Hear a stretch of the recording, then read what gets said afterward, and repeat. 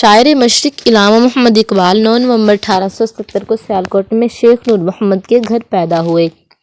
ماں باپ نے نام محمد اقبال رکھا۔ انہوں نے ابتدائی تعلیم سیالکوٹ میں ہی حاصل کی اور مشن ہائی اسکول سے میٹرک اور مرے کالج سیالکوٹ سے FA کا امتحان پاس کیا۔ شاعر و شاعری کا شوق بھی آپ کو یہیں پیدا ہوا اور جس شوق کو فروغ دینے میں آپ کے ابتدائی استاد مولوی میر حسن کا بڑا دخل تھا۔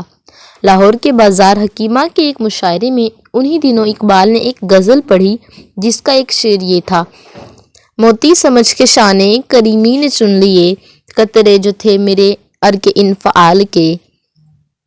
اس شعر کا سنا تھا کہ محفل مشاعرہ میں موجود افراد پھڑک اٹھے اور مرزا ارشد گورگانی نے اسی وقت پیش گوئی کی کہ اقبال مستقبل کے عظیم شعراء میں سے ہوگا۔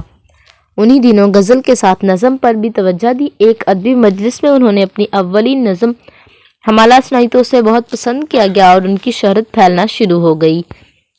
اسی زمانے میں انہوں نے بچوں کے لیے بھی بہت سی نظمیں لکھی۔ اس کے ساتھ ساتھ مکالماتی بیان مثلاً مکڑا اور مکھی، پہاڑ اور گلہڑی گائے اور بکری کو بھی نہایت خوبصورت برائے تخلیل کا جز بنا دیا۔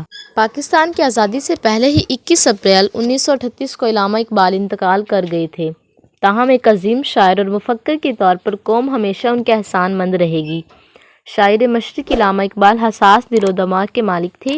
آپ کی شاعری زندہ شاعری ہے جو ہمیشہ مسلمانوں کے لیے مشعل راہ بنی رہے گی۔